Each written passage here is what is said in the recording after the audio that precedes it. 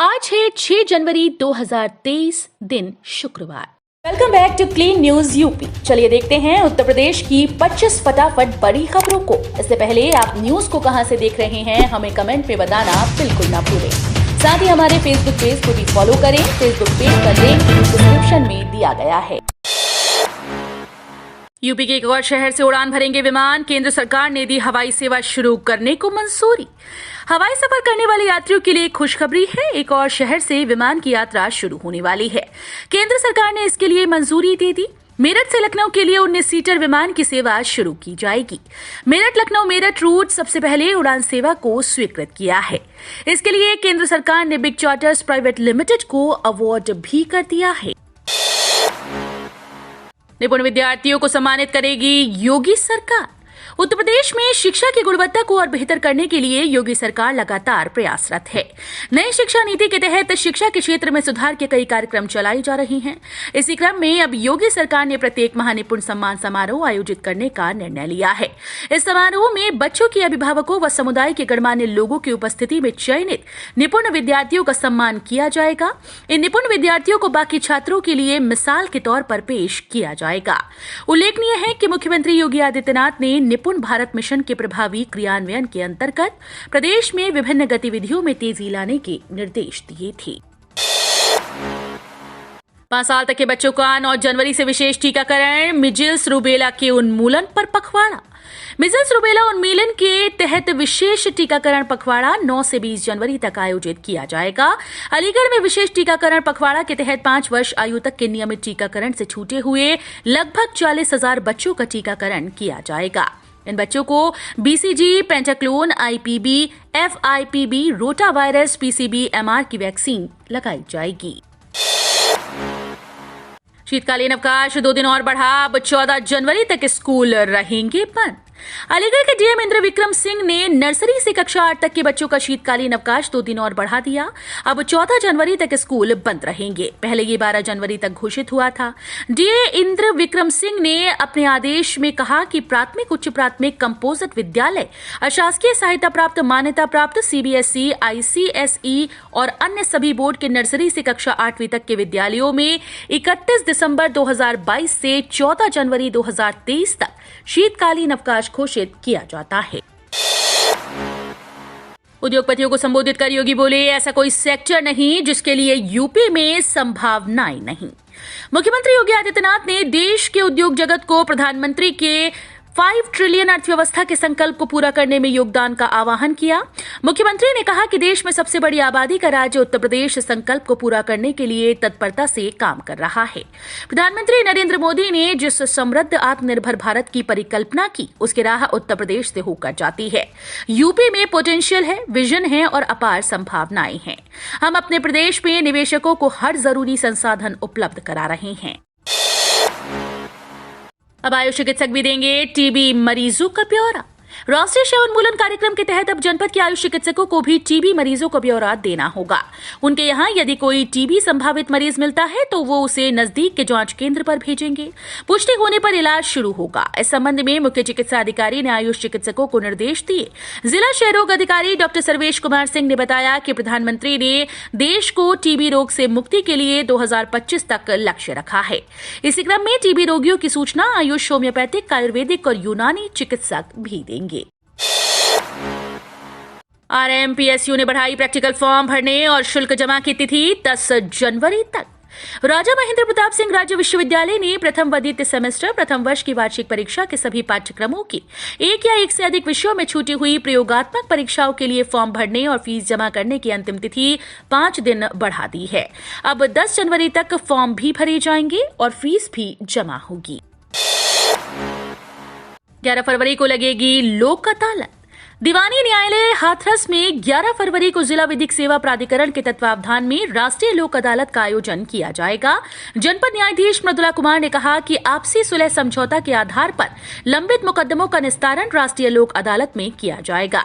Public privileges act संबंधी मामले, उत्तराधिकार संबंधी मामले, आयुध अधिनियम के प्रकरण, बीमा संबंधी वाद, स्थानीय विधियों के अंतर्गत शमनीय वाद, सेवा वेतन संबंधी वाद, सेवानिवृत्ति परिलाभों से संबंधित प्रकरण, किराएदारी वाद, वन अधिनियम के प्रकरणों का निस्तारण किया जाएगा। मंगलायतन विश्वविद्यालय को मिला जैन अल्पसंख्यक शैक्षिक संस्थान का दर्जा। अलीगढ़ के मंगलायतन विश्वविद्यालय को राष्ट्रीय अल्पसंख्यक शैक्षणिक संस्था आयोग, शिक्षा मंत्रालय, भारत सरकार के द्वारा जैन अल्पसंख्यक संस्थान का दर्जा प्रदान किया गया।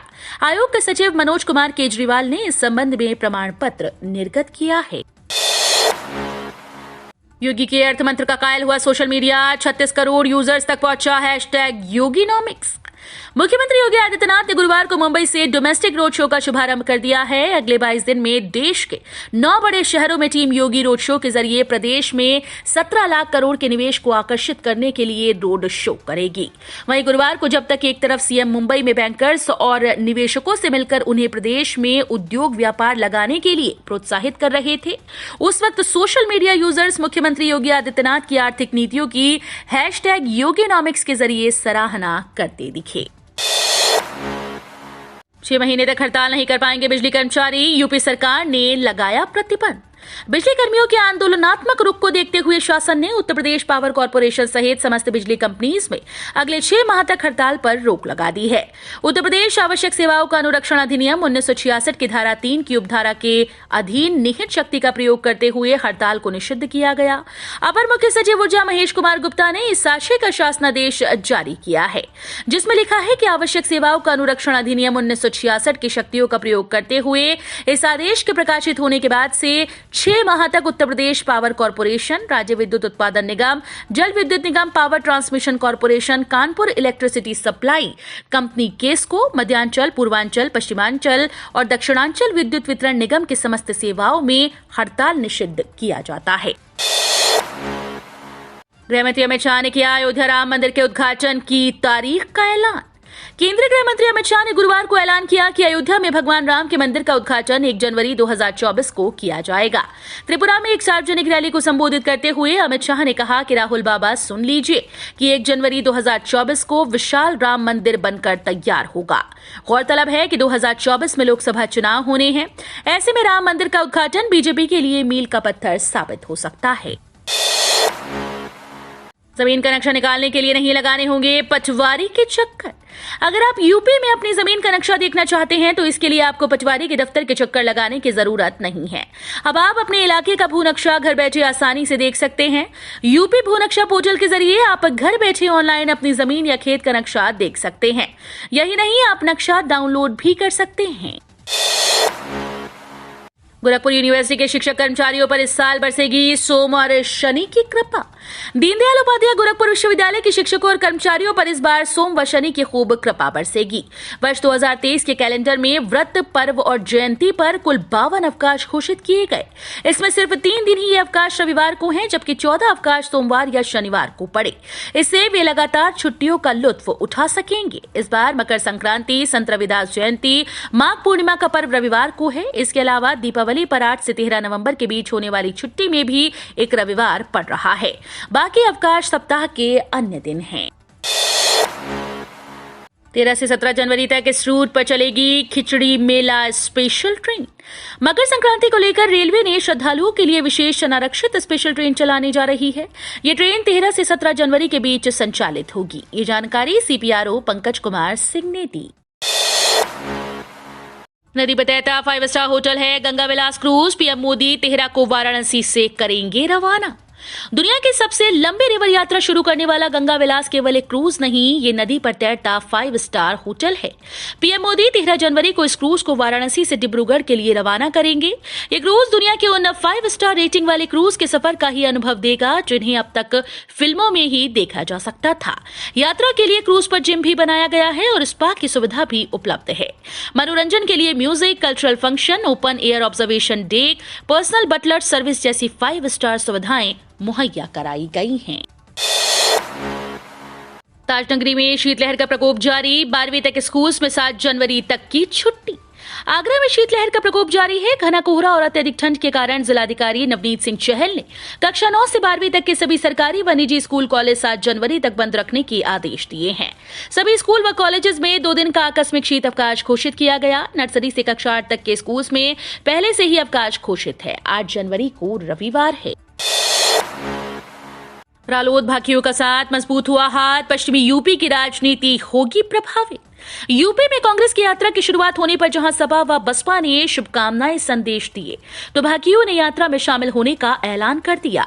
बागपत में यात्रा पहुंचने से पहले रालोद के राष्ट्रीय अध्यक्ष जयंत चौधरी ने जिस तरह रालोद नेताओं के उसमें शामिल होने की बात कही, तो यात्रा में हाथ को मजबूती मिलने की उम्मीद जताई गई, जिसका असर जाटलैंड के बागपत में यात्रा के पहुंचने पर दिखाई दिया और रालोद नेताओं के साथ काफी कार्यकर्ता यात्रा में पहुंचे। इससे कांग्रेस को बड़ी संजीवनी मिलने की उम्मीद है। नैसाल में आम लोगों के लिए आई राहत की खबर। कल साल 2023 का 5वां दिन था। महंगाई के मोर्चे पर कल भी आम लोगों के लिए राहत भरी खबर है। अंतर्राष्ट्रीय बाजार में कच्चे तेल की कीमत में जारी हलचल के बीच भारतीय ऑयल मार्केटिंग कंपनीज ने हर रोज की तरह कल भी पेट्रोल और डीजल के ताजा भाव जारी कर दिए हैं। आपको बता दें कि हालांकि सरकारी तेल कंपनीज ने कल गुरुवार को भी पेट्रोल डीजल की कीमतें स्थिर रखी। इस तरह कल लगातार 222वां दिन है जब देश में पेट्रोल और डीजल के दाम में कोई बदलाव नहीं किया गया। 13वीं किस्त का है इंतजार। 2000 रुपए तभी मिलेंगे जब होगी ई-केवाईसी। नए के पहले महीने में पीएम किसान की 13वीं किस्त किसानों के खाते में आ सकती है। बता दें कि अगर किसानों ने अपने रजिस्ट्रेशन के बाद ई-केवाईसी नहीं कराई तो 13वीं किस्त का मिलना मुश्किल हो सकता है।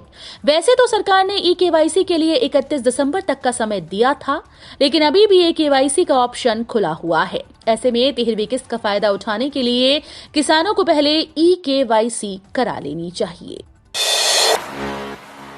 आयुष पीजी काउंसलिंग के लिए रजिस्ट्रेशन शुरू। आयुष कोर्सेज में दाखिला लेने जा रहे छात्रों के लिए जरूरी खबर है। आयुष मंत्रालय के अंतर्गत Ayush admission central counselling committee की ओर से आयुष पीजी काउंसलिंग की तारीख तय कर दी गई है। ऐसे में काउंसलिंग के लिए कल से रजिस्ट्रेशन शुरू हो गया।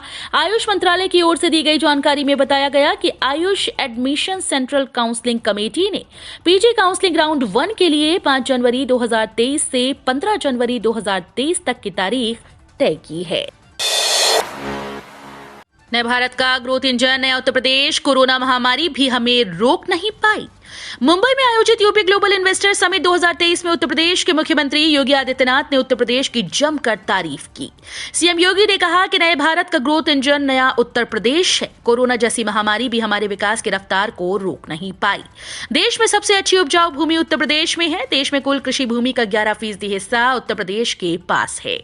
देश के कुल खाद्यान्न का 20% उत्पादन उत्तर प्रदेश करता है।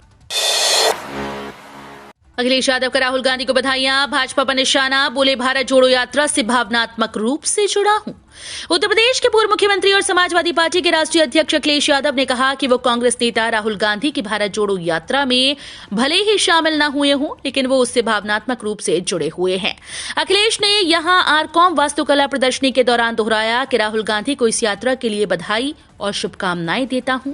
सपा अध्यक्ष ने केंद्र सरकार पर निशाना साधते हुए कहा कि वर्तमान सरकार के वादे के मुताबिक अधिकांश बेघर लोगों को पक्के मकान नहीं मिले। उन्होंने कहा कि जब गरीबों को अच्छे दिन और 15 लाख रुपए नहीं मिले तो घर भी नहीं मिलेगा। यूपी को जल्द मिलेगी कोरोना के 10 लाख अतिरिक्त वैक्सीन। उत्तर प्रदेश को जल्द कोरोना के 10 लाख अतिरिक्त वैक्सीन मिलेंगी। केंद्र सरकार ने छोटे राज्यों में बच गए टीके यूपी को देने का निर्णय किया है। 1-2 दिन में ये टीके की खेप यूपी पहुंच जाएगी। पहले की जा चुकी मांग के अतिरिक्त ये वैक्सीन प्रदेश को दी जा रही है ताकि यहां लोगों को टीके लगाने में कठिनाई न हो। उप मुख्यमंत्री ब्रजेश पाठक कहते हैं कि कोरोना से बचाव के लिए टीकाकरण पर पूरा जोर दिया जा रहा है। ये अतिरिक्त वैक्सीन मिलने से बड़ी राहत मिलेगी। यूआईडीएआई में नौकरी का सुनहरा मौका। आपके पास है ये डिग्री तो डायरेक्ट मिलेगी जॉब। यूआईडीएआई ने अपने जॉब पोस्ट में जानकारी दी है कि इस नौकरी के लिए उम्मीदवार के पास BE, BTech, BBA, BCA plus MBA हो। एक डिग्री होनी चाहिए। यूआईडीएआई ने अपने ट्वीट में जानकारी दी कि इस पद के लिए आवेदन करने वाले उम्मीदवार के पास ईओआई, एलओआई, आरएफपी बनाने और फ्लोट करने का काम होगा। इसके अलावा उम्मीदवार को बोली प्रक्रिया प्रबंधन, बोलियों के मूल्यांकन, अनुबंध अनुपालन और अनुबंधों की कानूनी व्याख्या पर काम करना होगा। तो ये थी आज की 25 फटाफट बड़ी खबरें। अगर आपको न्यूज पसंद आई हो तो वीडियो को लाइक और शेयर जरूर करें। धन्यवाद।